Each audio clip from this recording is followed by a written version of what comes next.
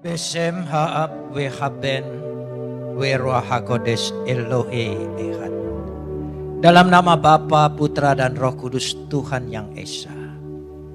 Bapa di sorga, kami memuji dan mengucap syukur kepadamu atas segala kasih, karunia, anugerah, limpah rahmat dan berkat-Mu, atas segala perbuatan Tuhan di dalam kehidupan kami. Pemeliharaanmu yang begitu sempurna, penyertaan kasih setiamu yang menaungi setiap langkah-langkah kami, perlindunganmu yang senantiasa berada dalam kehidupan kami. Untuk itu kami mau menaikkan ucapan syukur kami yang tak terhingga kepadamu. Seraya senantiasa menyerahkan diri kami di hadapan Engkau. Sebab di dalam Engkau kami akan terpelihara sempurna. Karena Engkau adalah pemelihara yang kekal. Saat ini di tengah-tengah persekutuan ibadah kami, di hadapan hadirat Tuhan yang telah turun dan meliputi ibadah kami hari ini, kami ingin meneduhkan hati kami, menundukkan pikiran kami kepada otoritas kedaulatan firman-Mu. Karena firman-Mu itulah yang mengandung segenap kebenaran dan janji-Mu yang akan Kau berikan bagi kami untuk menjadi milik kami. Karena Roh-Mu itu sendiri yang akan mengerjakannya di tengah-tengah pewartaan ini. Terima kasih Bapa, dalam nama Yesus kami berdoa. Amin. Silakan duduk. Shalom. Pagi ini kita akan bersama-sama membaca firman Tuhan yang terambil dari kitab Kejadian pasal 2 ayat 2 dan 3 saja. 2 ayat. Kejadian pasal 2 ayat 2 dan 3. Saya akan baca ayat 2, Jemaat ayat 3 dari Kejadian pasal 12. Aku akan membuat engkau menjadi bangsa yang besar dan memberkati engkau serta membuat namamu masyhur dan engkau akan menjadi berkat. Ayat 3. Aku akan memberkati orang-orang yang memberkati engkau dan mengutuk orang-orang yang mengutuk engkau, dan olehmu semua kaum di muka bumi akan mendapat berkat. Kita sambut firman Tuhan. Kapot lecha Adonai Elohenu kapot lecha. Segala kemuliaan ya Adonai Tuhanku, kemuliaan bagimu.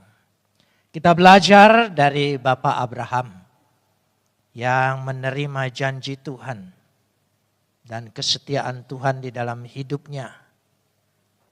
Karena dia akhirnya disebut Bapak orang beriman. Kalau kita lihat, apa karena kehebatan imannya Abraham? Tidak sama sekali.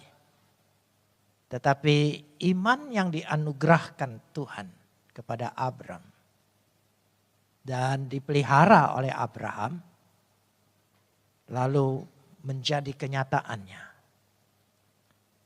Hari ini kita ingin belajar tentang kesetiaan Tuhan akan janji Tuhan. Bagaimana kita supaya bisa hidup dalam janji Tuhan. Jadi kita hidup ini karena perjanjian Tuhan.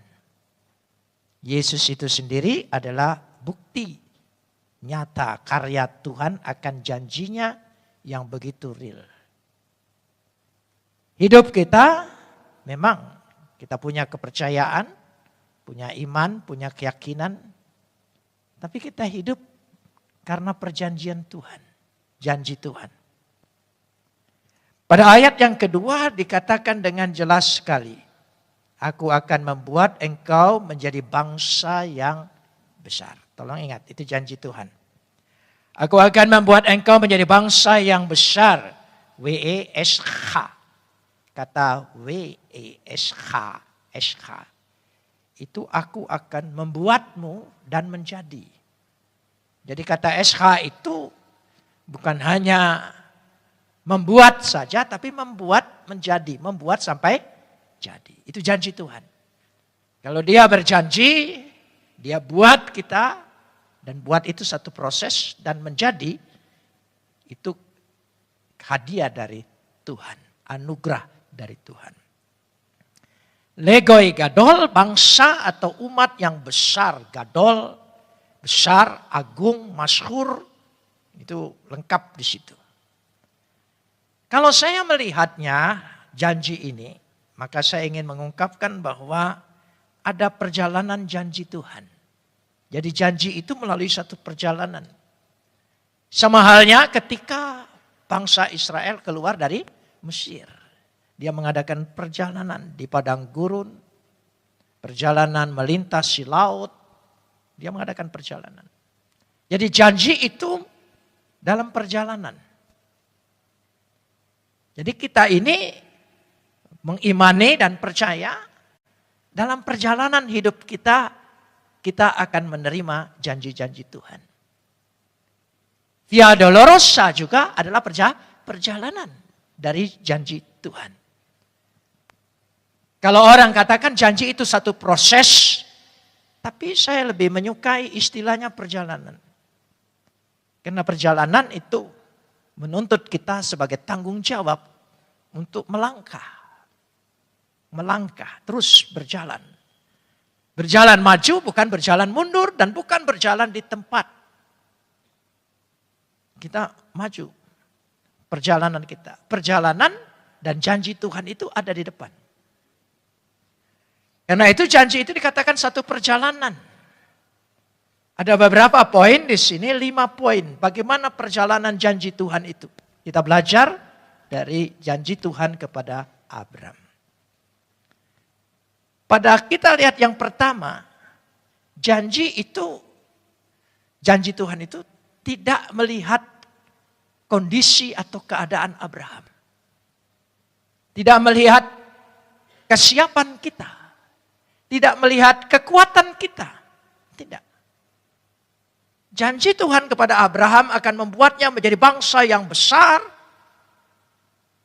Tetapi kita lihat dulu Kejadian pasal 11 ayat 30. Supaya kita sadar janji Tuhan itu Sarai itu mandul dan tidak punya anak. Ini kondisi Abraham. Jadi ketika Tuhan berjanji, dia tidak melihat kondisi keadaan Abraham. Itulah janji Tuhan. Dia tidak melihat kita. Mungkin atau tidak. Bahkan hampir dikatakan tidak mungkin. Itu janji Tuhan. Jadi Tuhan tidak bergantung dengan iman kita sekaligus.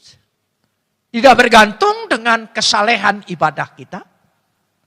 Tidak bergantung dengan semua yang kita lakukan. Tidak.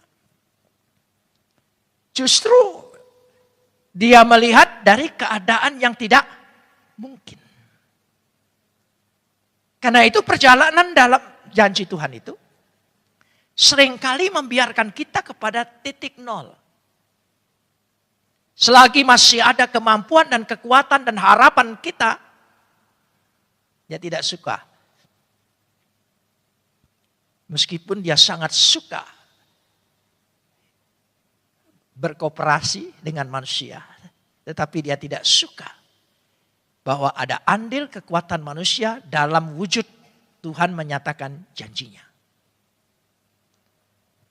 Karena dalam perjalanan itu, perjalanan padang gurun, perjalanan Via Dolorosa, itu perjalanan yang membuat betul-betul titik nadir. Tidak mungkin. Dan dia janjikan. Seperti ayat yang kedua ini tadi. Dalam perjalanannya, janji itu juga terkendala. Mengalami hambatan-hambatan. Jadi jangan saudara pikir kalau Tuhan janji semua beres. Jangan lupa. Yesus berproses. Lahir di dunia. Mati. Sebelum mati menjalani siksaan, penderitaan di kayu salib. Ada perjalanannya. Kita lihat dulu janji yang terkendala ini. Kita lihat di sini. Pasal 16 ayat 1 dan 3. Pasal 16 ayat 1 dan 3. Kita simak baik-baik, perhatikan. Adapun Sarai, istri Abram itu tidak beranak. Ia mempunyai seorang hamba perempuan orang Mesir, Hagar namanya. Berkatalah Sarai kepada Abram, engkau tahu Tuhan tidak memberi aku melahirkan anak. Perhatikan pendapatnya, Tuhan tidak memberi aku melahirkan anak. Karena itu baiklah hampiri hambaku itu. Mungkin oleh dialah, mungkin kemungkinan pendapat, paham manusia, pikiran manusia. Ya, kita lihat bersama-sama. Ya. Oleh dialah aku dapat memperoleh seorang anak. Dan Abram mendengar perkataan Sarai. Sepakat pikiran manusia.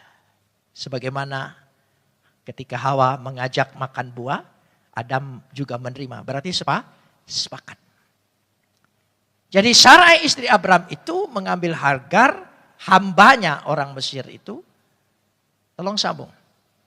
Yakni ketika Abram telah 10 tahun tinggal di tanah Kanaan. Lalu memberikannya kepada Abram suaminya untuk menjadi istrinya. Ayat ini mencatat Tuhan janji. Lalu Abram dan Sarai, saya percaya selama 1 tahun dia berpikir pasti hamil, pasti melahirkan. 10 tahun, 10 tahun. Dari janji pasal 12 sampai pasal 16, 10 tahun. Kira-kira, ayo kita ikutin pikiran kita. Kita dengan Abram dan Sarah itu sama. Harus usaha bang. Jangan diam aja bang. Memang janji Tuhan. Tapi usaha itu perlu. Barangkali perlu datang ke sini. Perlu usaha ini. Masih ingat khotbah bulan-bulan lalu. Dosa manusia adalah ketika dia memakan buah pengetahuan itu. Telah memiliki pengetahuan awal prapaham. Ya, first hand knowledge yang menguasai manusia.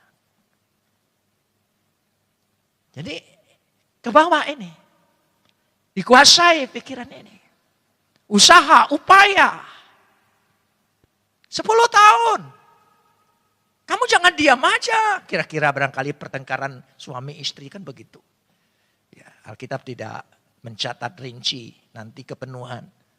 Ya, tapi 10 tahun. Saudara bisa bayangkan. Coba explore. Jangan hanya drama Korea yang bisa dieksplor. Saudara explore Alkitab itu. Gimana kira-kira? Pasti Abraham tanya. Ya, isi belum? Isi belum? Isi belum? Kita juga kan sering di rong-rong keluarga. Isi belum? Isi belum? Kayaknya. Kalau masih haid, boleh. Ini sudah tidak haid lagi. Kan tidak tahu. Tidak ada apotek yang jual. Untuk tahu ini isi sudah belum atau sudah. Coba. 10 tahun. Pasti mengalami puncak yang sangat kecewa. Pasti berpikir Tuhan janji tapi harus upaya. Betul. Tapi pikiran manusia. Itulah tadi. Pada ayat yang kedua jelas sekali pikiran-pikiran buah dosa pengetahuan manusia. Prapaham manusia tentang Tuhan. Dikuasai. 10 tahun. Akhirnya sudah upaya, usaha. Akibatnya sampai hari ini. Gara-gara ngambil si Hagar ini. Akibatnya sampai hari ini. Ya, jadi setiap kali kita ditutup gerejanya atau dilempari atau apa. Bilang ini dosa Abraham. Terus mengalami seperti itu. Kejadian 17. Kita lihat. Sudah lihat pada titik seperti itu ada salah langkah.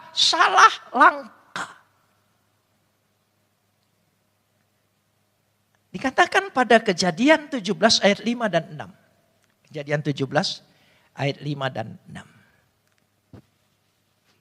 Karena namamu bukan lagi Abram, melainkan apa? Abraham. Karena engkau telah kutetapkan menjadi apa? Bapak sejumlah bangsa besar. Saudara mengerti maksudnya? Ini bukan soal pergantian nama saja. Tuhan itu tidak merubah keadaan. Dia ingin merubah diri kita. Jangan salah. Jadi diri kita yang jadi objek Tuhan lebih dulu. Jangan saudara pikir, Tuhan tolong masalahku. Tidak. Engkau yang bermasalah itu perlu dirubah. Perlu diperbaharui dulu. Engkau yang masih dengan yang Abraham, Mesopotamia. Engkau harus jadi Abraham. Bapak segala bangsa. Di namamu ada janji. Ada pembaharuan. Jadi kalau kita dalam menerima janji Tuhan nampaknya belum saja. Coba periksa diri kita. Tuhan menanti perubahan dalam diri kita. Tuhan ingin ubah kita, diri kita. Bukan keadaan kita. Terlalu kecil bagi Tuhan. Langit dari tidak ada menjadi ada. Semua dari tidak ada menjadi ada. Tuhan sanggup adakan. Kenapa tidak sanggup? Tapi Tuhan ingin lihat dulu. Jangan-jangan diri kita yang bermasalah, bukan masalahnya. Kita selalu berdoa, Tuhan tolong masalahku selesaikan. Bukan, dirimu bermasalah. Bertobat itu. Tuhan rubah nanti. Sudah dirubah pada ayat 5 ini. Dirubah namanya. Ya dikatakan di situ. Namanya menjadi Bapak bangsa sejumlah bangsa. Aku akan membuat engkau beranak cucu sangat banyak. Engkau akan kubuat menjadi bangsa-bangsa. Dan daripadamu akan berasal apa? Raja-raja. Coba kita rekonstruksi lagi. Kira-kira apa yang diharapkan oleh Abraham? Kan Hagar sudah berbuat masalah. Pikiran manusia hasil sudah buat masalah. Ya. Karena dia bermasalah. Lalu Abraham berpikir mungkin dari sini kali. Jangan lupa anak seorang hamba bukan anak perempuan merdeka. Anak perempuan hamba. Itu jelas sekali Alkitab berbicara itu. Janji itu dari anak perempuan merdeka. Bukan anak perempuan hamba. Jelas janjinya. Jadi setelah dirubah. Tuhan membaharui janjinya kembali. Janjinya diulang kembali. Ditegaskan. Karena janji ini beroleh anak harus sudah bicara kepada Abraham. Harus bicara juga dengan istrinya. Suami istri. Jadi suami istri itu harus diluruskan dulu hubungannya. Kerukunannya, harmonisnya. Itu dibereskan dulu.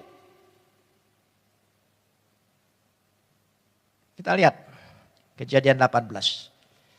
Kejadian 18 ayat 9 sampai 14. Kita pelajarin dulu bersama. Lalu kata mereka kepadanya, ya Tuhan melalui malaikat, di manakah Sarai istrimu? Ya, tadi kan pada pasal sebelumnya sudah bicara kepada Abraham, namamu diganti. Ya, engkau jadi bapak. Kalau bapak itu dia harus menentukan. Jangan nunut dengan istrinya. Bapak. Tapi dia bicara dengan Sarai. Di mana Sarai istrimu? Jawabnya, di sana di dalam kemah. Dan firman-Nya, sesungguhnya aku akan kembali tahun depan mendapatkan engkau. Dan waktu itulah Sarah istrimu mempunyai seorang anak laki-laki. Dan Sarah mendengarkan dari pintu kemah itu yang di belakang. Adapun Abraham dan Sarah telah tua, lanjut umurnya, dan Sarai telah mati haid. Ayat 12. Jadi tertawalah Sarai dalam batinnya. Katanya, berahikah aku setelah aku sudah layu sedangkan tuanku sudah tua. Kira-kira titik kecewanya sudah luar biasa. Nah mungkin lagi lah. Ini Tuhan sedang bergurau dengan kita. Ya, kalau dia tidak percaya adanya Tuhan, ya mungkin. Tetapi karena Tuhan mengirim utusannya dan sebagainya secara ajaib, tidak mungkin tidak percaya. Tapi jangan-jangan ini Tuhan janjinya ini ya sudah, tidak mungkin lagi lah. Sudah daluarsa gitu. Mungkin juga kita berdoa buat pokok-pokok doa kita sudah tidak berdoa lagi. Bahkan mungkin kita sudah lupa berdoa lagi. Karena sudah tidak ada harapan lagi. Ya. Tapi Tuhan tidak pernah lupa. Karena janjinya, bukan janji kita. Ya. Sarah tertawa, mentertawakan Tuhan. Ya ini proses, ini kita, ini keadaan kita semua. Tidak usah malu. Ya. Tidak ada ranking rohani. Tidak ada turunan nabi atau keturunan. Ada anak cucu bukan nabi. Tidak ada di kita, tidak ada model begitu. Jadi semua kita sama. Iman kita juga mengalami sebuah proses. Iman itu hidup. Kalau hidup itu dia bukan benda mati. Dia mengalami proses pergolakan. Kadang naik, kadang turun. Ya, kadang semangat, kadang tidak. Ya itu. Kadang ada kor, kadang tidak. Malas latihan itu ya.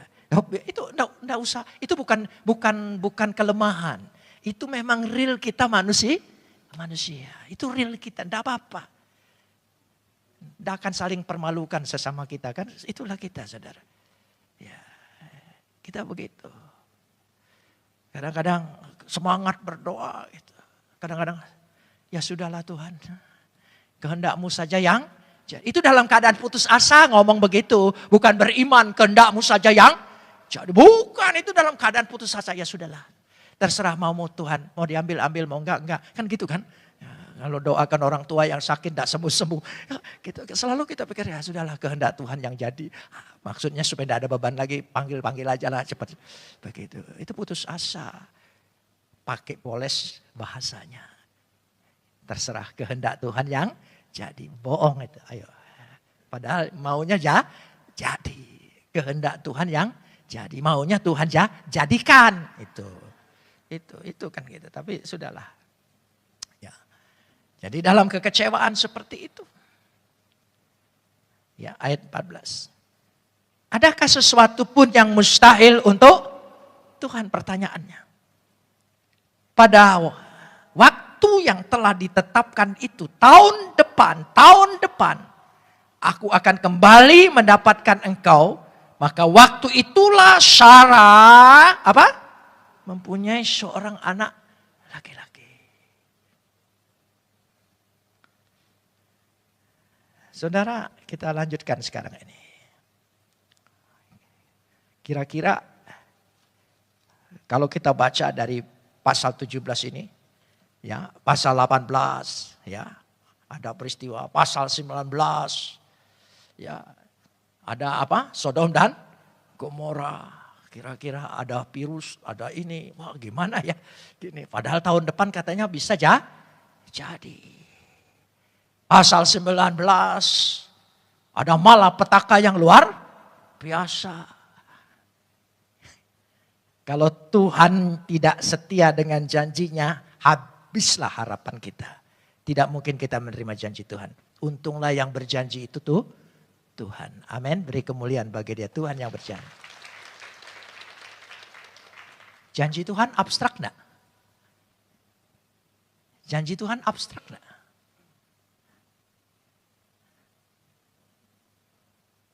Saudara, janji Tuhan tidak bisa diraba, tapi lewat Yesus. Janji Tuhan itu menjadi real, menjadi historis, menjadi sejarah, menjadi kisah nyata. Bersyukur kita punya Yesus, amin. Iya. Mereka hanya bisa ngaku ada Tuhan, ada Tuhan, ada Tuhan. Tapi Tuhan yang bagaimana? Tuhan yang mencipta gini-gini. Ya semua bisa. Itu konsep itu. Ya. Nah, karenanya kita lanjutkan di sini. Sudah proses itu kita lihat dulu sampai pasal 21. Pasal 21 ayat 1 dan 3. Ini poinnya. Ini poin. Janji Tuhan digenapi. Katakan bersama, janji Tuhan digenapi. 1, 2, 3. Amin. Amin. Pasti digenapi. Waktu Tuhan luar biasa. Kenapa demikian? Ayat 1. Tuhan memperhatikan Sarah seperti yang difirmankannya. Bukan hanya memperhatikan, satu yang pertama dia memperhatikan, dia lihat. Kata memperhatikan di sini seluruh kondisi Sarah. Ketidakmungkinannya, kerentanannya, imannya yang sudah mentertawakan. Semuanya Tuhan memperhatikan, bukan ingin menghukum. Tapi ingin mengubah Sarah. Sehingga namanya menjadi Sarai. Tuhan ingin ubah. Tuhan janjikan sesuatu dalam setiap keluarga, rumah tangga. Tuhan janjikan, amin. Tapi Tuhan ingin diperbaikin dulu hubungan suami istri. Engkau baru beroleh anak yang luar biasa. Pedulinya Tuhan di situ dulu. Tuhan sangat peduli dengan keadaan rumah tangga kita. Siapa bilang Tuhan tidak peduli? Prioritas Tuhan justru ada dalam perkawinan dan rumah tangga kita. Karena itu adalah rencana Tuhan sejak semula ketika dia menciptakan manusia. Katakan amin. Amin. Tuhan perhatikan.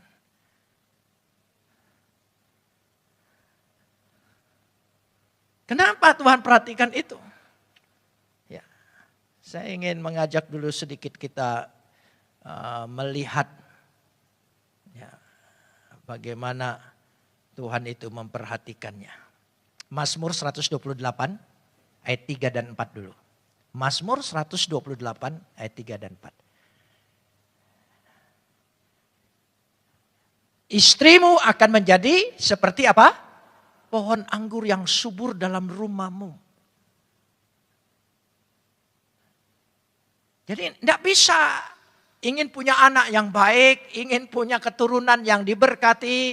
Nggak bisa kalau suami istri ini tidak beres. Menjadi, bukan dijadikan loh.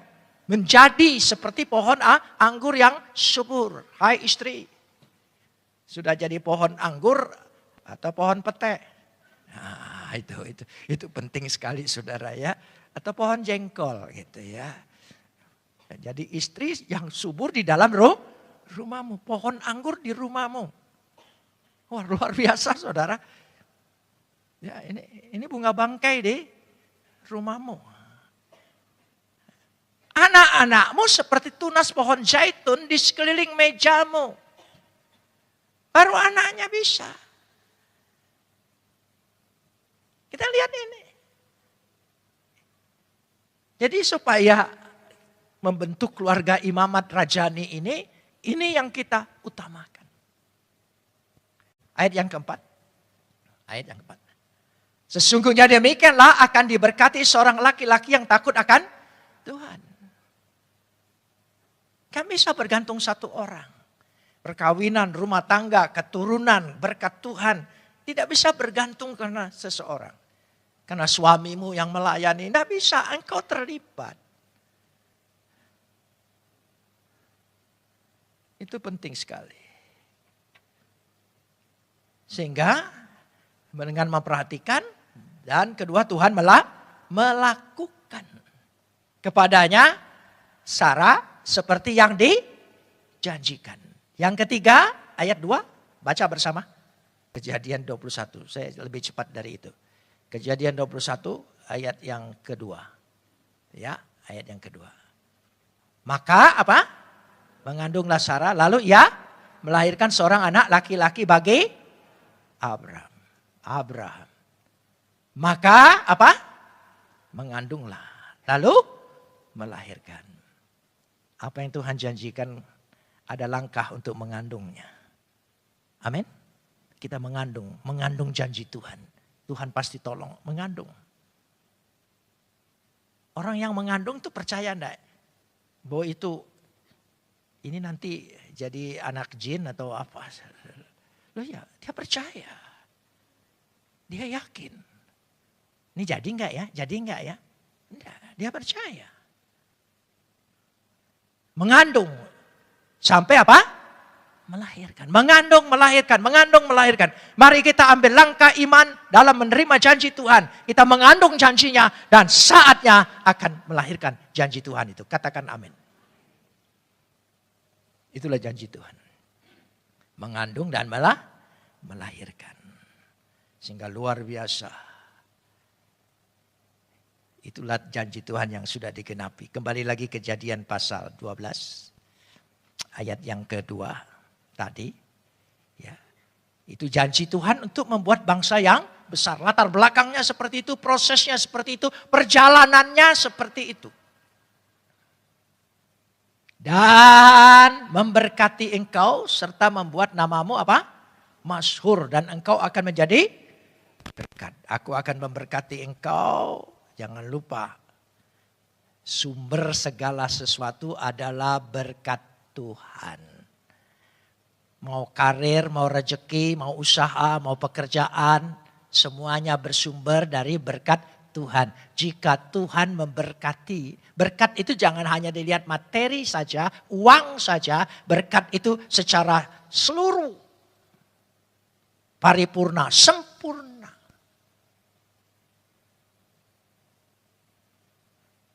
Tuhan berkati. Wa afareheha, memberkati engkau. Wa agadela, dan membuat besar, agung, masyhur, semeha, namamu, karirmu, usahamu, pekerjaanmu, masa depanmu, semeha.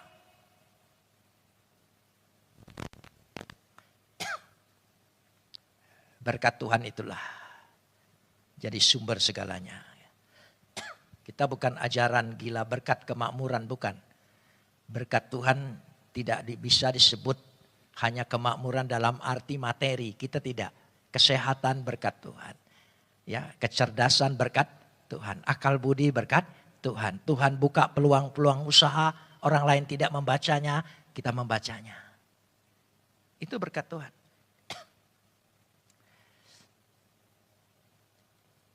Telah memberkatinya. Sehingga berkat Tuhan itu. Kalau kita melihat bersama dalam berkat-berkat Tuhan. Ayat 2, masih ayat 2C. Ayat 2C. Dan engkau, tolong sambung. Tuhan memberkati kita dan engkau apa? Menjadi berkat. Kalau kita diberi berkat kesehatan, kita memberkati orang dengan mendoakan orang sakit supaya sehat. Kalau kita diberkati oleh Tuhan karena keselamatan yang sudah kita terima melalui Yesus Kristus, beritakan. Yesus itu menjadi saluran berkat. Dan memberkati engkau dikatakan di situ dengan jelas sekali. Dan engkau akan menjadi berkat. Wehye, kamu akan menjadi beraha, berkat.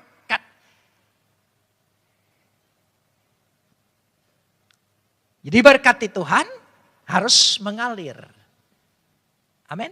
Apa saja. Saudara punya hubungan suami istri baik, diberkati Tuhan. Peduli dengan keadaan rumah tangga orang lain yang tidak baik. Doakan, nasihati. Bukan dimasukkan di Facebook, bukan disindir-sindir, bukan saudara ya. Apalagi sekarang ada media yang paling kacau, namanya TikTok. Saya bukan anti. Tapi jadi berkat. Saudara tahu di timur, di Israel ada 2 laut Galilea, disebut Danau Galilea tapi disebut orang juga laut. Ya, Danau Galilea, Laut Galilea dan Laut Mati. Ada dua itu. Saudara yang mengadakan perjalanan ke sana tidak akan ketinggalan. Pasti lihat ini. Herannya, dua laut ini, satu laut mati, satu danau ini, dapat aliran dari satu sungai. Dari mata air sungai yang mengalir, sungai Yordan. Sungai Yordan mengalir ke laut mati, mengalir ke Galilea. Ketika dia mengalir ke danau Galilea, dia mengalirin terus semuanya. Daerah Galilea ini subur, makmur. Terus itulah kalau berkat dialirkan. Kalau berkat tidak dialirkan seperti laut mati. Tidak dialirkan kemana-mana, mati.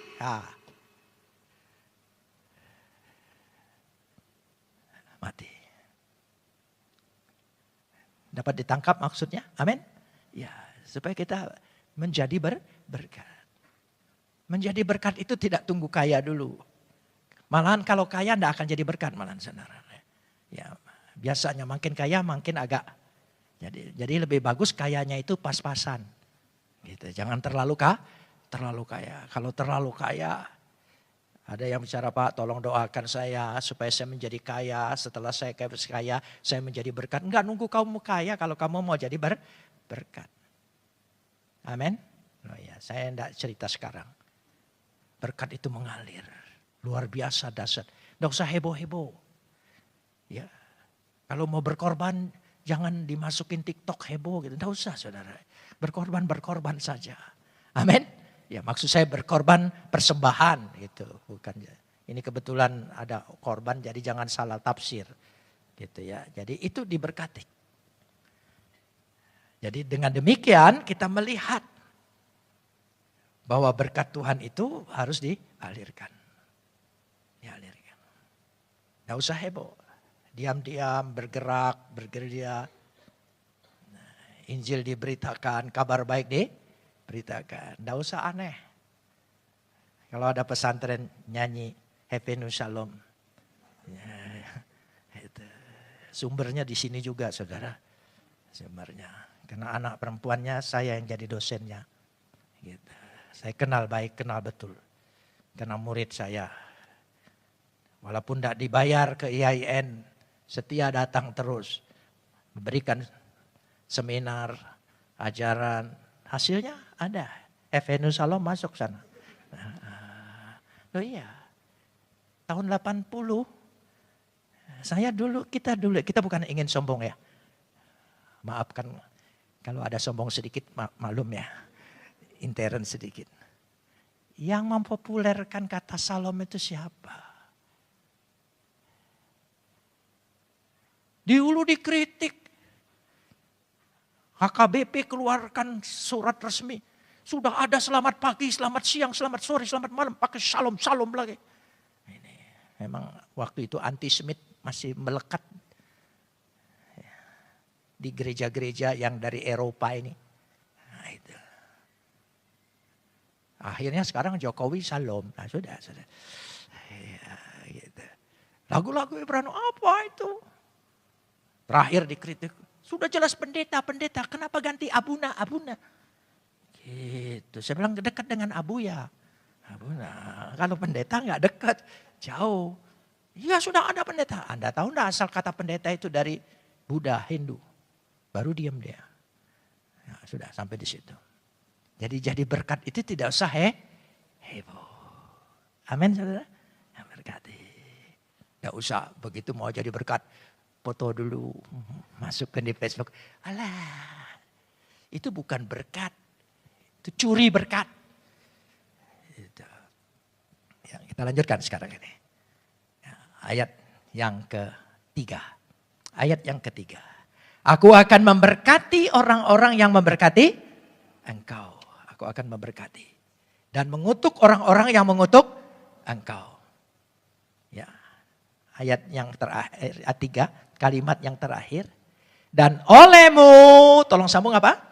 Olehmu semua kaum di muka bumi akan mendapat berkat. Saudara mengerti maksudnya? Inilah menara janji Tuhan. Atau mutiara janji Tuhan. Semua kaum akan diberkati. melalui kabar Yesus Kristus. Amin. Kabarkan Yesus, kabarkan Yesus. Amin. Ya, berkati melalui. Ini menara janji Tuhan yang kemudian digenapi. Merupakan mahkota dari seluruh janji-janji itu.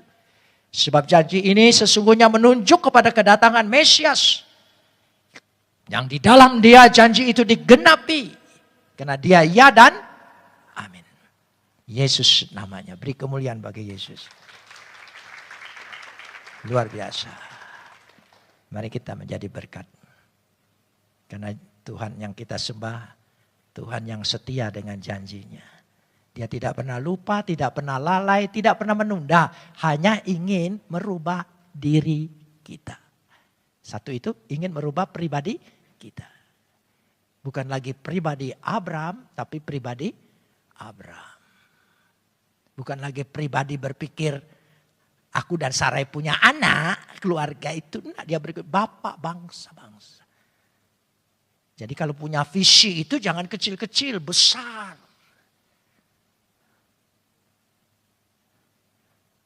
Saudara berdoa. Keturunan-keturunan kita ini akan memerintah di negeri ini. Amin. Iya, akan memerintah. Ada jalannya, ada waktunya. Saya percaya itu. Karena itu kita peduli dengan generasi muda kita. Yang kedua, Tuhan ingin berubah. Tuhan ingin membereskan hubungan suami istri, rumah tangga kita, orang tua dan anak. Dua pokok ini menjadi tema kita. Kalau ini beres, berkat Tuhan mengalir bagaikan air sungai Yordan ke Galilea. Amin. Saudara mengimani, mau jadi saluran berkat atau mau jadi laut mati? Ya, garamnya banyak, darah tinggi. Ya, enggak makan garam aja darah tingginya tetap naik. Kenapa? Karena lihat masalah, darahnya naik, saudara. Tuhan memberkati.